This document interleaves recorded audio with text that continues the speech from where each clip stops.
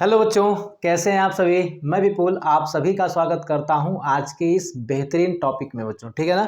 आज का जो वीडियो होने वाला है बच्चों ना, वो आपके बोर्ड एग्जाम के लिए, जो कि कक्षा 10वीं का बोर्ड एग्जाम है बच्चों 2024 के अंदर, या फिर अन्य भी अगर आप 2024 के बाद भी इस वीडियो को देखेंगे तो बहुत ही आपके लिए लाभदायक होने वाला है बच्चों। ठीक है, क्योंकि हम इस वीडियो के अंदर बच्चों, इस वीडियो के अंदर वो सारे प्रश्नों को लेने वाले हैं जो प्रीवियस ईयर में पूछे गए हैं आपके बोर्ड एग्जाम के अंदर। तो वीडियो को लास्ट तक देखिएगा, एक एक क्वेश्चंस को देखिएगा। ये जो पूरी सीरीज है मैं आपके लिए चला रहा हूं बच्चों, ताकि आपका एक प्रश्न भी मिस ना हो आपके एग्जाम में, और बहुत ही आराम से सारे क्वेश्चंस को करके आए, 70 में 70 आप लेकर के आए बच्चों। ठीक है ना। चलिए आइए स्टार्ट करते हैं एक प्रश्न के साथ। और मैंने आज थोड़ा सा बड़ा प्रश्न लिया है जो कि आपके 6 नंबर का पूछा गया था बाबू। ठीक है ना। जब देखेंगे इसको, एक गोला जिसका व्यास 12 सेंटीमीटर है, एक लंबवृत्तीय बेलनाकार बर्तन, 2 बार हो गया, इसको मिटा दीजिए एक ठोटी ना। एक लंबवृत्तीय बेलनाकार बर्तन में डाला जाता है जिसमें थोड़ा पानी भरा है। यदि गोला पानी में पूरा डूब जाता है तो बेलनाकार बर्तन में पानी की सतह 3/5/9 सेंटीमीटर बढ़ जाती है। तो बेलनाकार बर्तन का व्यास कितना होगा। बड़ा ही मजेदार प्रश्न है बेटा। और इस प्रश्न को जो थोड़ा सा चित्र अगर आपने समझ लिया तो ये प्रश्न बहुत आराम से हो जाएगा। ज़रा ध्यान से चित्र समझना है आपको बेटा। चित्र में सबसे पहले ना हम बेलन बनाएंगे। ये बेलनाकार बर्तन है और इस बेलनाकार बर्तन में कुछ पानी था पहले। ठीक है ना। अब आई डोंट नो कितना पानी था, ठीक है बाबू, लेकिन जितना भी पानी हो, मान के चला जा रहा है कि चलिए इतना पानी है ना, इतना पानी है। ठीक है ना। अभी मैं पानी मिटा दे रहा हूँ, पानी नहीं रख रहा हूँ, बस पानी है। और गोला आपने डाला बाबू। ठीक है ना। आपने क्या किया, इस बेलनाकार बर्तन के अंदर आपने गोला डाला। ठीक है ना। एक गोला डाला आपने। ठीक है। बेलनाकार बर्तन के अंदर क्या डाला बेटा, एक ठोस गोला डाला। और गोला जैसे ही डाला, ये गोला जो है ना पानी में पूर्ण रूप से क्या हो चुका है बेटा, पूर्ण रूप से डूब चुका है। ठीक है। एक बात जरा बताइएगा, आर्किमिडीज का सिद्धांत हमने पढ़ा होगा। जब भी हम किसी भी बर्तन के अंदर गोला डालते हैं या फिर कोई भी ठोस चीज़ डालेंगे तो पानी का लेवल ऊपर आएगा। पानी लेवल क्या आता है बेटा, ऊपर आता है। तो एक बात आपके दिमाग में हमेशा चल रही होगी, सर जी अगर हम पानी में डालेंगे गोला को और गोला पूर्ण रूप से डूबा, यानी कि पानी का सतह ऊपर आना चाहिए था। पानी की सतह ऊपर आएगा। अब कितना ऊपर आएगा ये तो हमें नहीं पता है। हमने मान लिया बच्चों, चलिए पानी का सतह जो है ना इतना ऊपर आ गया। ठीक है ना। पानी की जो सतह है वो इतना ऊपर आ गया। गोला डालने की वजह से पानी की सतह क्या हो गया बेटा, ऊपर आ गया। और कितना ऊपर आएगा, गोले के आयतन के बराबर ही क्या है, ये पानी जो है, ये पानी यानी जितना वो सतह ऊपर गया है ये पानी का आयतन होगा। जितना ये ऊपर गया है ना बाबू, जितना पानी सतह ये ऊपर गया, ये वाला पूरा, इसमें जितने पानी आएंगे इसमें उतना ही पानी आएगा बेटा जितना कि इस गोले का आयतन है, क्योंकि गोला अपने आयतन के बराबर पानी को क्या करेगा, ऊपर उठा देगा। आर्किमिडीज का नियम आपने कक्षा 9वीं में पढ़ा होगा बाबू। ठीक है ना। तो चलिए हम जो है ना सबसे पहले इस गोले का आयतन निकाल लेंगे बाबू ना। गोले का आयतन निकाल लेंगे तो आराम सारी चीज निकल जाएंगी। ठीक है बाबू। एक बात आपको याद रखना है, आपसे पूछ इस बेलन का व्यास पूछ रहा है बच्चों। ठीक है ना। बेलन का व्यास, ये बेलन का व्यास है। ठीक है बाबू, बेलन का व्यास पूछ रहा है आपसे। आइए यहाँ पे सबसे पहले गोले का आयतन निकालते हैं बेटा। यहाँ पे ठीक है ना, लिखेंगे गोले का आयतन। गोले का आयतन बेटा, गोले का आयतन निकालेंगे आप सभी को पता है कि क्या होता है, 4 पाई। ठीक है बच्चों, 4 पाई/3 r³ होता है। ये तो सारा बच्चे को पता है सभी को। लेकिन गोले की त्रिज्या कितनी है, तो आप देखेंगे कि चूंकि व्यास दिया गया है गोले का 12 सेंटीमीटर, तो त्रिज्या हो जाएगा इसकी आधी यानी कि 6 सेंटीमीटर बाबू। ठीक है ना। ये पूरा का पूरा गोले का जो व्यास था ना वो पूरा 12 था, तो त्रिज्या कितने निकल गया, 6 सेंटीमीटर का बाबू। ठीक है ना। तो आप यहाँ पे रखेंगे, ये कितना हो जाएगा, 4 पाई/3, और ये क्या हो जाएगा, 6 का क्यू। ठीक है ना। अभी इसको इतना ही छोड़िएगा, इतना सेंटीमीटर क्यू जो है गोले का आयतन निकल के आ गया, इतना आप छोड़ दीजिएगा।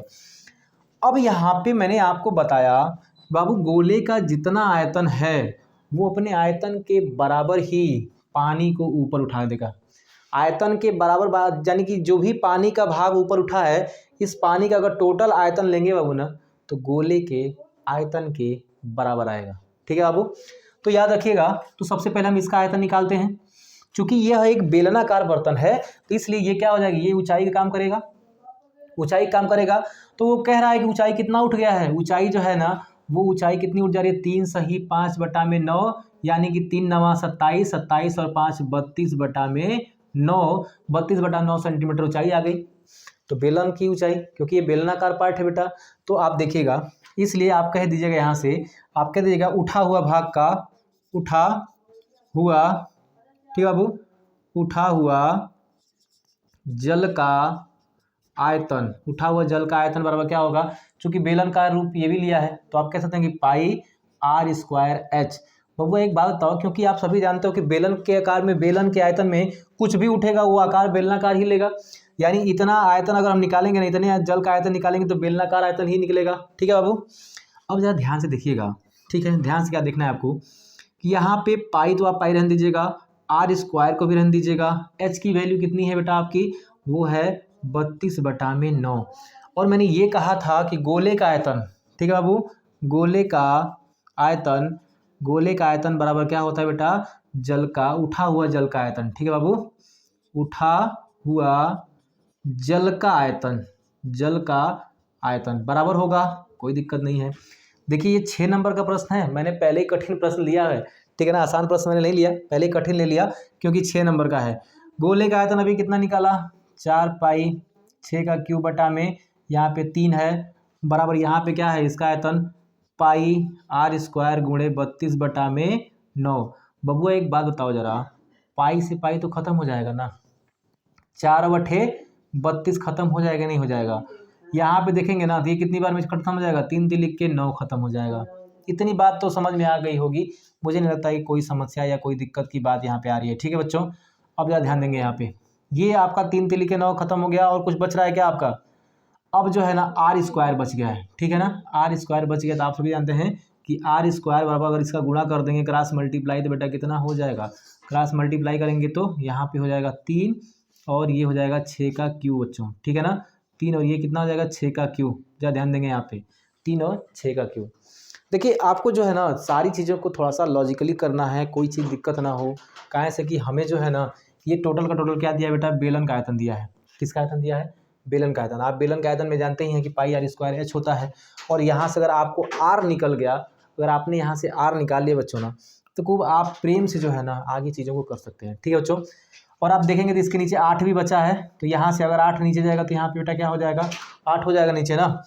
अब ज़रा ध्यान से सुनना है सारी चीज़ों को, एक बार में चीज़ें सब चीज़ कंप्लीट हो जाएंगी बाबू। ठीक है ना, अगर एक बात थोड़ा सा ध्यान में अगर लेंगे बाबू ना, तो हम इसको क्या लिख सकते हैं, इसको क्या लिख सकते हैं यहाँ पे, ये हो सकता है कि 3 और यहाँ देखिए 6 है ना, 6 का वर्ग करेंगे तो भी हो सकता है, लेकिन 6 का क्यों करने की आवश्यकता नहीं है।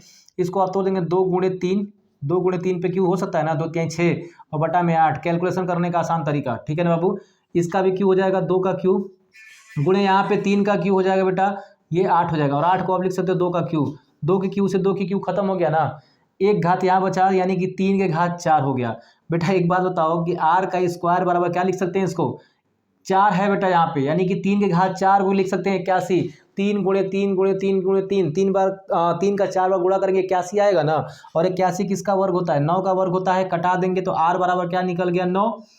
ये r बराबर अगर 9 निकला है, बेलन का, बेलन की जो त्रिज्या है यहाँ से यहाँ तक r बराबर 9 है, तो बेलन का व्यास कितना होगा, तो आप सभी जानते हैं कि जो बेलन का व्यास होगा सर जी त्रिज्या का दोगुना होता है, यानी कि बेलन का व्यास जो होगा, व्यास जो होगा त्रिज्या का दोगुना, यानी त्रिज्या 9 है तो बेलन का व्यास 18 सेंटीमीटर का होगा।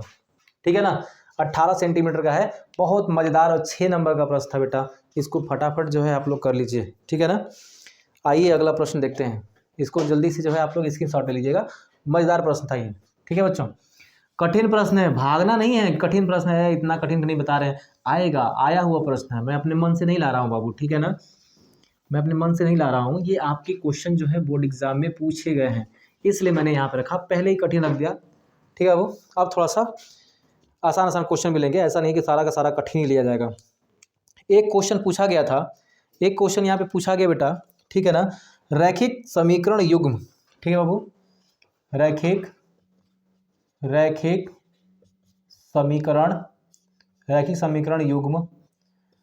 समीकरण युग्म x प्लस वाई बराबर 10, x माइनस वाई बराबर 4 का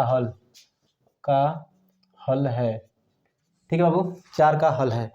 अब ज़रा ध्यान देंगे, मतलब ऐसा भी कह सकता है कि चूँकि ये आपके बहुविकल्पी में पूछा गया था, लेकिन अगर आपसे ये डायरेक्ट पूछ लेगा कि इसका हल क्या होगा, इसके 2 हल निकलेंगे, सभी को पता है। तो इसका हल निकालने के लिए बेटा बस करना कुछ नहीं है, x + y = 10 और x - y = 4। पहले एक काम करिएगा, दोनों समीकरण को जोड़ दीजिएगा, ये कट जाएगा, x और x मिलके 2x हो जाएगा, ये हो जाएगा 10 × 4 = 14, 2 से घटाएंगे 7 बार, x = 7 आ गया। अब क्या है, समीकरण 1 में x का मान रखने पर, समीकरण 1 में अगर x का मान रख देंगे तो क्या आएगा, रखे यहाँ पे 7, तो 7 + y = 10, अगर लेके जाएंगे इधर तो y बराबर कितना निकल जाएगा, 10 - 7, या y बराबर बेटा कितना आ जाएगा, 3 आ जाएगा। ठीक है ना, यानी x की वैल्यू कितनी आ गई, 7, y की वैल्यू कितनी आ गई, 3, आ गया आपका आंसर। ठीक है बच्चों, आ गया आपका आंसर, जल्दी से आप कर लो। 20 नंबर का बहुविकल्पी पूछता है और ये बहुविकल्पी का ही प्रश्न था बाबू। ठीक है ना, सारा का सारा बहुविकल्पी करा रहे हैं। चलिए यहाँ पे आगे देखते हैं इसका, जल्दी जल्दी स्क्रीनशॉट लेते चलिए। ठीक है ना, क्योंकि अगर ये सीरीज आपने अगर 2 महीना ले लिया बाबू ना, जो अपने एग्जाम तक अगर आपने इसको कंटिन्यू कर लिया, ठीक है ना, तो जाहिर सी बात है कि मैथ का जो डर है ना, वो यहाँ से ना ऐसे एकदम दौड़ते दौड़ते निकलेगा बाबू। ठीक है ना, इसलिए कह रहा हूँ एकदम लिए रहना इसको।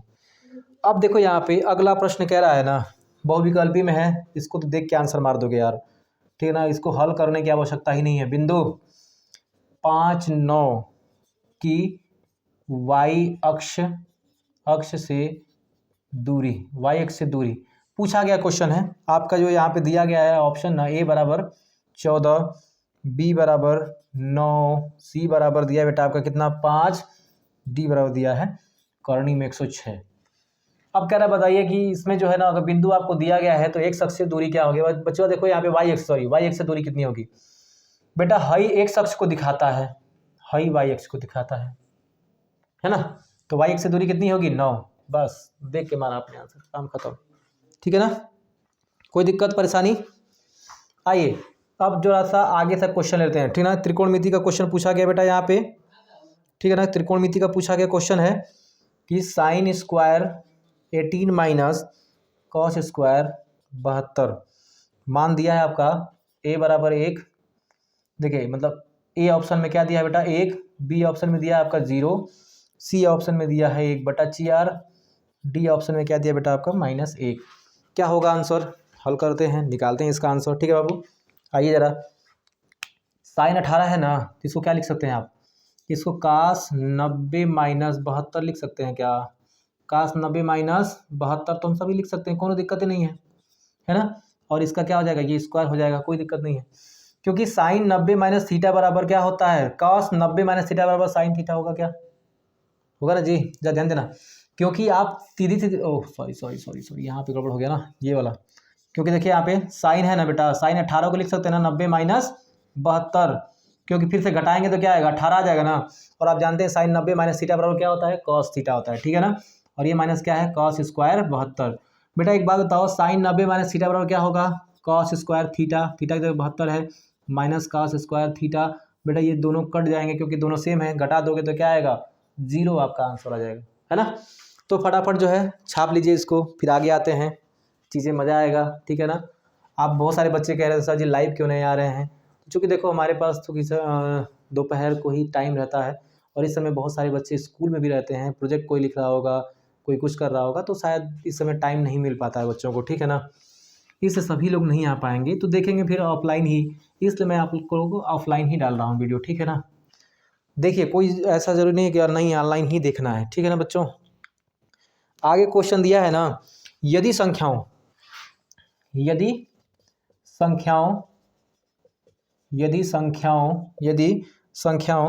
7, 8, x 11, 14 का माध्य x है तो x का मान ज्ञात कीजिए, है ना। ऑप्शन क्या दिया बेटा, ऑप्शन दिया है a = 9, बी में ऑप्शन दिया है आपका 10, सी में ऑप्शन दिया है 10.5, डी में ऑप्शन दिया है 11। आइए चेक करते हैं कौन सा आंसर सही होगा।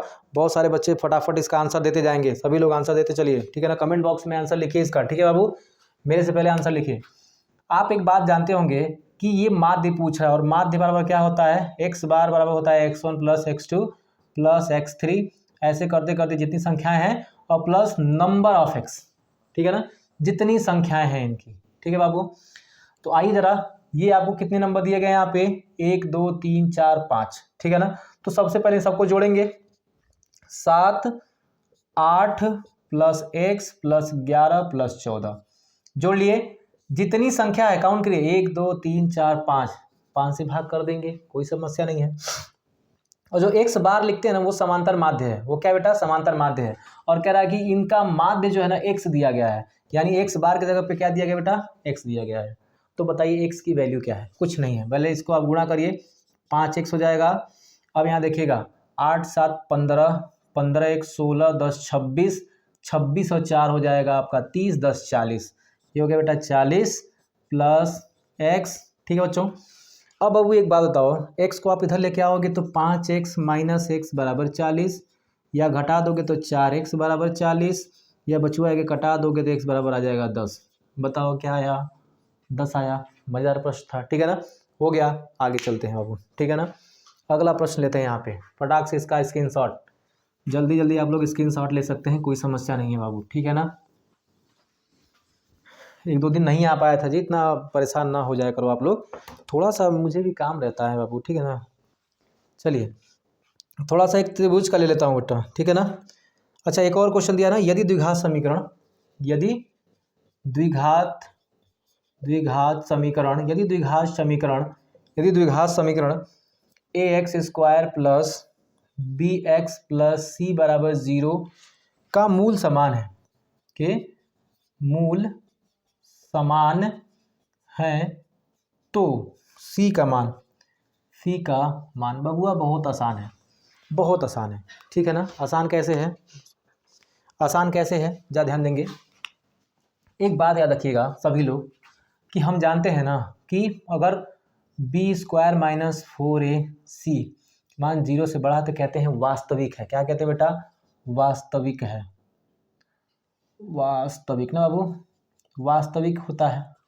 अगर बी स्क्वायर माइनस 4ac की वैल्यू क्या होती है बेटा, अगर 0 से छोटा है तो कहते हैं काल्पनिक है, काल्पनिक है। और अगर बी स्क्वायर माइनस 4ac का वैल्यू क्या है, 0 के बराबर है, तो कहते हैं मूल समान है, क्या है बेटा, मूल समान है ना बाबू, ऐसे कहते हैं ना जी, मूल समान है। तो सुनो यहाँ पे जरा, अगर हम c की वैल्यू निकालना चाहते हैं तो इसको उधर ले जाओगे तो क्या हो जाएगा, 4ac हो जाएगा, और ये बी स्क्वायर वहीं बचा रहेगा। 4a को नीचे लेके जाओ तो c बराबर क्या होगा, बी स्क्वायर बराबर क्या हो जाएगा, 4a हो जाएगा। बस आ गया आपकी c का मान, ठीक है बाबू, c का मान निकल गया, जल्दी से छाप लीजिए, कोई समस्या नहीं है, ठीक है ना। एक त्रिभुज का प्रश्न ले लेता हूँ बेटा, ठीक है ना, एक त्रिभुज का प्रश्न, ठीक है। चलिए आइए एक त्रिभुज का भी प्रश्न ले लेते हैं यहाँ पे, जो कि आपके पूछा गया है बोर्ड एग्जाम में, ठीक है ना बाबू। चलिए यहाँ पे एक त्रिभुज बना के दिया गया है आपको, ठीक है ना, यहाँ पे उसने एक त्रिभुज बना दिया है, देखेंगे जरा, ठीक है बच्चों। और एक यहाँ पे कह रहा है कि ये क्या है, ए है, बी है, सी है। उसने कहा बेटा ये बिंदु डी है और ये बिंदु ई है, और यहाँ से ये जो दूरी है वो 3x प्लस 19 है, ये वाली दूरी, और ये वाली दूरी दिया है आपको x प्लस 3, है ना बाबू, x प्लस 3 दिया है। ये वाली जो दूरी है ना वो x दिया है 1 सेंटीमीटर, और आपको ये जो दूरी दिया है वो दिया है 3x प्लस 4 सेंटीमीटर, है ना बाबू। ये सेंटीमीटर सब में लगा लीजिएगा आप लोग, ठीक है, नहीं भी लगाएंगे वो तो दिया रहेगा वहाँ पे, ठीक है ना। और कह रहा है इसमें x का मान निकालना है आपको, ठीक है ना। इस क्वेश्चन में आपको x का मान निकालना है, और यहाँ पे x का मान निकालना है, और 4 1 2 3 4 1 2 3 ऑप्शन दिया गया है ना, ये ऑप्शन है बाबू, ज़रा ध्यान दीजिएगा। इस ऑप्शन को कैसे करेंगे, कैसे हल करना है बेटा, तो समझिए जरा कैसे करेंगे इसको। हम लोग जानते हैं ना जी समरूप त्रिभुज का नियम कि AD बटा में BD बराबर AE बटा में EC, AE बटा में EC, ये एक नियम फार्मूला है ये, ठीक है बाबू, समरूप त्रिभुज का। जब आपने पढ़ा होगा समरूप में तो इसमें पढ़ा होगा, ठीक है बाबू। इसको रखते हैं, AD का दूरी कितना दिया है, x प्लस 3 दिया है बाबू, BD कितना दिया है आपको 3x प्लस 19 दिया है, ए ही कितना दिया बेटा, x दिया है, और इसी की वैल्यू दिया है 3x + 4। ठीक है ना। क्रॉस मल्टीप्लाई करेंगे तो कितना होगा, क्रॉस मल्टीप्लाई करिए तो 3x² हो जाएगा, फिर इसमें करेंगे तो कितना होगा 4x हो जाएगा, फिर 3 का करेंगे तो देखिए पहले मैंने x से इन दोनों में किया है, फिर 3 से करूँगा तो 9x हो जाएगा, फिर 3 से करेंगे तो 3 चौके 12 हो जाएगा, कोनो दिक्कत नहीं है बेटा। फिर इसका क्रॉस मल्टीप्लाइंगे तो x से दोनों में होगा ना, तो 3x² हो जाएगा प्लस हो जाएगा 19 गो x। ठीक है बबुआ, कौन दिक्कत नहीं है।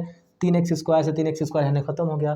देखो बराबर के साइड में अगर दोनों सेम चीज़ है तो कट जाता है, बराबर के दोनों तरफ अगर सेम चीज़ है तो कट जाता है। अब क्या कटेगा, तो देखो यहाँ पे 9 4 13 गो x प्लस 12 बराबर है 19 गो x, और 13x होने ले जाना तो 12 बराबर क्या होगा 19x, ये जाएगा -13x, या 12 बराबर क्या होगा, घटेगा तो 6x बचेगा, 6 दूना के 12, यानी x बराबर कितना निकल के आ गया आपका 2। x बराबर कितना है बेटा 2 आ गया। अब बताओ मज़ा आया कि नहीं, ठीक है ना। एक आध क्वेश्चन और ले लें क्या, एक क्वेश्चन और ले लें। चलिए एक छोटा सा प्यारा सा क्वेश्चन ले लेता हूँ बेटा, ठीक है ना। देखिए यहाँ पे ज़्यादा बड़ा क्वेश्चन नहीं है, बस छोटा सा है, और लास्ट क्वेश्चन रहेगा आज का, ठीक है बेटा ना। देखिए यहाँ पे एक छोटा सा प्यारा सा है, कह रहा है कि 1 से 10 तक की धन सम संख्याओं का समांतर माध्य। 1 से 10 तक की धन सम संख्याओं का समांतर माध्य। बेटा ध्यान देना, यहाँ पे क्या होगा, सम संख्या चाहिए हमको, ठीक है बेटा, केवल सम संख्याओं का समांतर माध्य चाहिए।